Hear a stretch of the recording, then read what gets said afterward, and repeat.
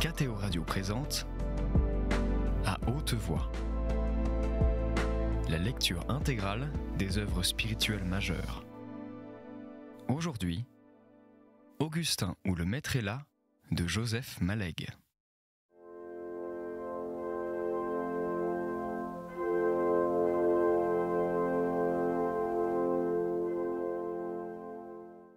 Peut-être un reste de thé survivait-il dans la théière.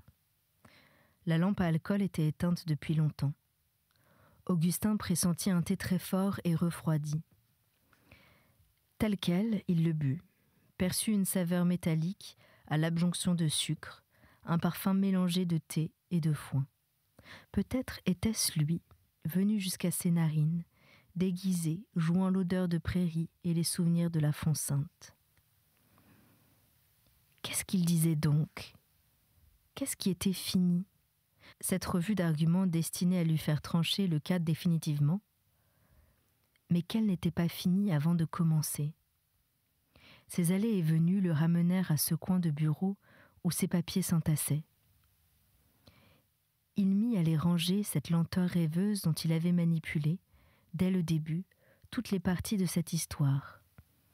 Qu'est-ce qu'il y avait donc de nouveau, précisément cette nuit, qui put lui permettre, mieux qu'à d'autres moments, de finir ? Aurait-il la force d'écrire une nouvelle fiche ? Sans doute. L'insomnie ne touchait pas la netteté de sa pensée. Il pouvait à la fois penser et souffrir. Le flux des idées était simplement ralenti, coupé d'arrêts, de douleurs. Il suffirait de poser de temps à autre, à plat sur l'avant-bras, sa tête un peu lourde, comme pour dormir, ou de la tenir dans sa main ouverte, ou de l'installer sur un tas de livres assez haut, et de poser un autre livre sur le coin du papier où il voulait écrire. Ce n'était pas difficile. On commençait par noter la date, le lieu, l'heure. Le reste s'inscrivait tout seul, avec un très faible effort.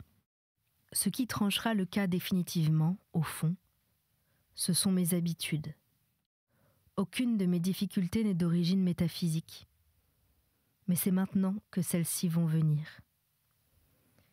Les dogmes, la Trinité, le sacrifice du Fils au Père, le péché originel, toutes choses qu'il faut tant travailler pour charger de sens, reprendront peu à peu l'aspect étrange qu'elles auraient pour tout infidèle.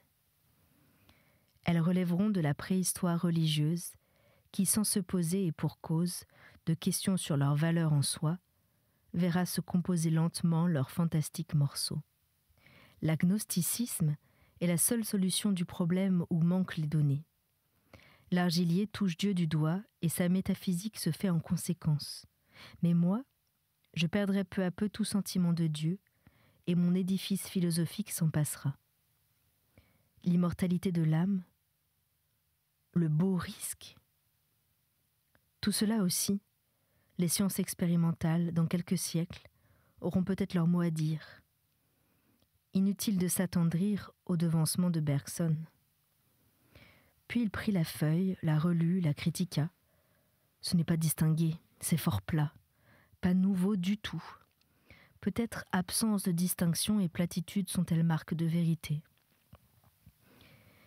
Il fit 2 ou 3 pas, à travers la turne, formulant tout haut la contradictoire. Les recherches de préhistoire religieuse, en quoi pertinentes ? Dieu ne peut-il pas informer et utiliser une catégorie mentale purement humaine, comme celle de sacrifice ? Il utilise bien autre chose pour des fins divines, le langage humain, le sentiment de l'amour, conclure, heureux qui peut. Revenu devant le papier, il le déchira en très petits morceaux, inidentifiables, qu'il jeta dans la caisse au papier. Après quoi, il dit de la même manière rêveuse, alors c'était pas la peine de l'écrire. Levé de sa chaise, il lui fut impossible de revenir au dortoir. Sa tête tournait, sa nausée grandissait. Jamais il ne monterait l'escalier. Tout le long du mur, sous l'étagère de livres, attendait inoccupée la chaise longue d'osier que Brûle avait fait placer là, son oreiller pneumatique et ses coussins. Juste au-dessus, pendait le pardessus de voyage de Brûle, un très beau manteau de douce laine fauve. Augustin n'eut que le temps de se coucher, la position allongée atténua la nausée. Seules persistèrent les piqûres à l'intérieur du crâne, plus énervantes que douloureuses, comme d'une couronne d'aiguilles mousse. Il eut froid. Il étala sur lui le manteau de Brûle. Ses sensations devinrent peu à peu aériennes, détendues, légères. Le moelleux par-dessus était tiède, sentait Brûle, c'est-à-dire un arôme de tabac blond et d'eau de toilette. Les préoccupations métaphysiques revinrent, mais frôlantes et allégées. Préhistoire religieuse. Tout ça, c'est des problèmes, comme disait l'ivrogne de mes premiers jours de Paris. Nulle envie d'aller au-delà. Des images nettes, foisonnantes et disjointes le visitèrent, flottant dans quelque chose comme un désintérêt nonchalant. Au restaurant se leva de table le jeune homme au visage grêlé. Vévé pleurait le long de sa barbe. Il pensa à Marguerite avec rapidité, attendrissement et dédain. La turne réapparut sévère et de couleur ocre. Elle chassa Vévé et le jeune homme grêlé. La chaleur veloutée du manteau de Brûle se fit plus veloutée encore, dépassa le par-dessus, s'étendit dans l'air comme une zone, devint lentement imperceptible. Beaucoup plus tard, ayant traversé des immensités noires aussi inexplorables que l'ultra-espace, Augustin se rendit compte que peu à peu se précisait autour de lui un milieu charmant. L'arrière-fond était une nuit rousse et blonde, d'un bonheur essentiellement esthétique, sans qu'on pût dire exactement ce qu'elle avait d'heureux. Augustin la savait heureuse d'une connaissance purement sentimentale qu'aucun fait n'incarnait, mais un bras nu d'une distinction enivrante s'aperçut enfin sur le sombre palissandre d'un grand piano à queue. Augustin savait qu'en effet, c'était sa place, qu'il ne pouvait pas ne pas se trouver là. Il savait aussi que ce bras était celui de Madame Desgraisses des Sablons, ou peut-être de la jeune personne vue auprès d'elle, au Sablon autrefois, ou plus récemment près du coupé électrique. Peu importait. Le sentiment de convenance et de certitude n'était pas moins plein. C'était comme un bras que ces dames eussent possédé en commun. Toutes ces certitudes se fondaient en un bonheur esthétique, libérateur et de causes confuses. Un changement eut lieu.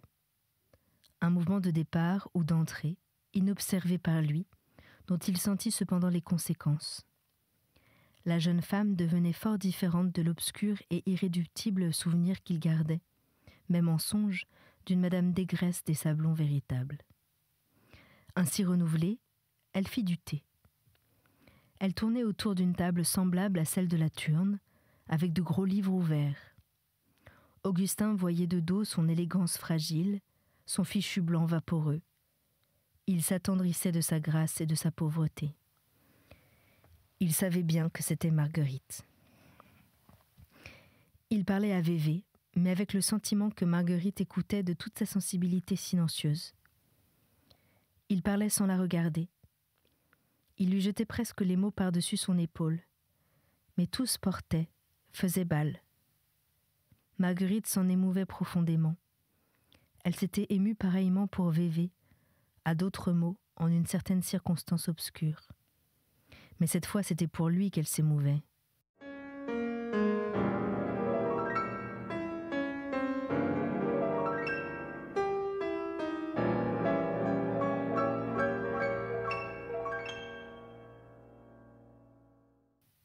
Une expression dont il se servait semblait toute puissante, chargée d'un sens profond et illuminateur, une véritable formule de génie.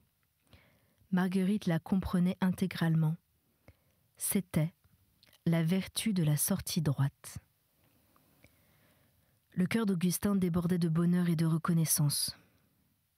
Marguerite lui présenta une tasse de thé, et tous deux remarquèrent qu'elle était sale, garnie d'un fond de vieux thé, oublié et froid. Il vit que Marguerite le voyait. Elle sourit tout d'un coup d'un brûlant et sournois sourire, saisit à pleine main la masse défaite de son admirable chevelure, essuya la tasse avec ce soyeux torchon vivant, et la lui tendit à boire. Augustin retrouva sur-le-champ la Turne impassible, son corps à moitié soulevé du fauteuil, le grand silence de la nuit et la vertu de la sortie droite. La phrase détonnait dans le milieu redevenu réel, et d'ailleurs, elle allait s'effaçant. Il ne lui demeurait qu'un lambeau de sens en train de disparaître. Restait encore à voir les textes de la résurrection. Il y pensa avec quelque chose comme de la colère. N'avait-il pas fermé les chemises et décidé de ne plus regarder aucune de ses fiches haïes ? Tout était redevenu comme avant le sommeil. Toutefois, il se trouvait mieux, ne sentait plus battre ses artères, ni les picotements d'aiguilles mousse. Une promenade dans la Turne, du côté où il n'avait pas encore erré, lui montra la pendulette de voyage appartenant à Brûle, qui battait à petits coups étouffés, plus discret qu'une montre. La longueur de la Turne était une distance suffisante pour éteindre ce faible bruit. Augustin se pencha sur elle comme sur une distraction heureuse, ce qui lui fit penser à la théorie de la distraction dans Pascal. La pendulette marquait 3h45. Il se dit qu'on se trouvait le lendemain et que cette formule, quoique parfaitement claire, ne présentait grammaticalement aucun sens. Il avait heureusement gardé le manteau de Brûle, car il ne faisait pas chaud. Arrivé près de la fenêtre, le front posé sur le carreau, tout son dos fut parcouru d'un frisson glacial qui donna à son corps le rafraîchissement d'un bain froid. Il se surprit à murmurer le repos calme et profond de la nuit. Le sifflement des bourrasques semblait arrêté. On n'entendait plus. Tenté d'ouvrir la fenêtre, il retint par crainte du bruit qu'elle ferait. Il ne fallait pas révéler sa présence. La fenêtre donnait sur les jardins de l'école, du côté de la petite rue Rateau. Aucune lumière de réverbère public n'était visible.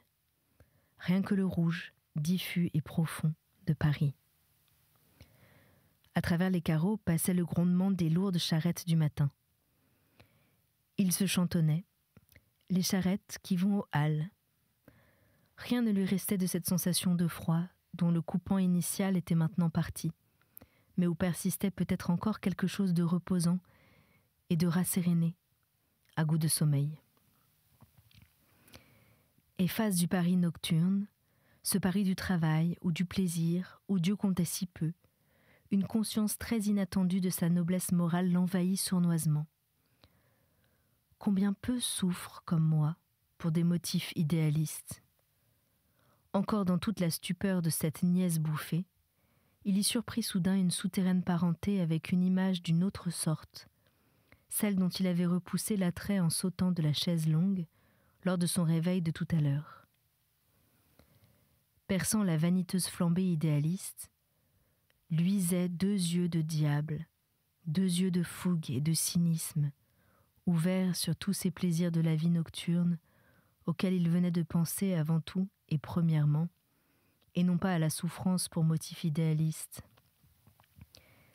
Celle-ci vint, mais au second temps, il le voyait bien maintenant, poussé en avant, sur des superficies de son âme, par une automatique réaction de défense, un écran contre le feu, un mensonge prudent pour se cacher à lui-même le profond phénomène primitif. Autant, n'est-ce pas, voir clair en son cœur. Il était évident que ses arrière-pensées avaient convoité Marguerite. Non seulement quand elle montait avec lui dans l'escalier, devant l'étrange merci troublée qu'elle lui avait jeté au nez avec sa porte, mais dans le fiacre, en prononçant son prénom, au dîner lorsqu'il remarquait qu'elle avait froid, et même avant, quand il s'était laissé attirer par l'invitation de Vaton. S'il l'avait accompagnée en fiacre, malgré les mots de l'ivrogne et malgré sa présence, c'était pour une sorte d'immatérielle et inavouée caresse.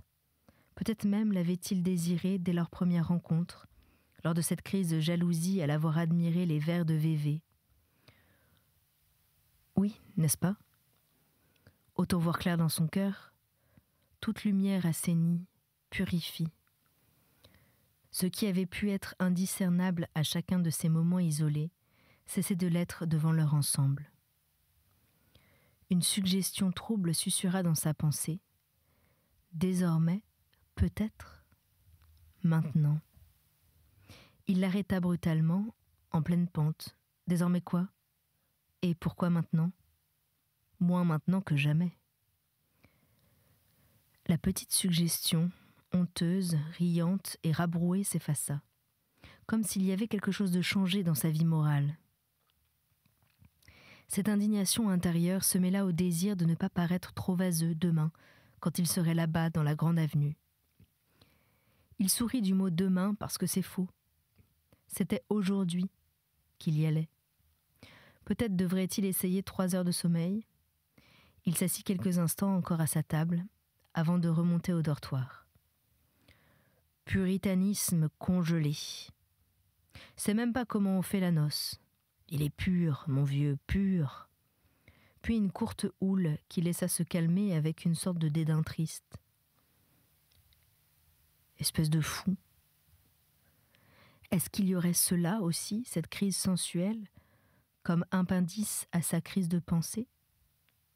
La complexité du cœur humain suffisait-elle pour expliquer le phénomène ? Et l'idée de desserrage de frein, ou fallait-il encore pousser jusqu'au diable, comme pour ses obsessions verbales ? Espèce de fou. La minute suivante fut de vacuité intellectuelle totale, traversée par un capricieux retour de sa phrase du rêve, la vertu de la sortie droite. Ses mains, qui se promenaient machinalement sur la tranche du gros, en retirèrent au hasard un signet débordant qu'il déplia. C'est là que l'attendait la dernière douleur. Il reconnut le fragment d'une enveloppe envoyée par Christine, non le côté de l'adresse mais l'autre. Lorsque Christine s'apercevait, trop tard, qu'elle avait oublié quelque chose dans le corps d'une lettre, elle l'écrivait au dos de l'enveloppe, en très petits caractères. Augustin déchiffra. « C'est le 27, la fête de maman. N'oublie pas. »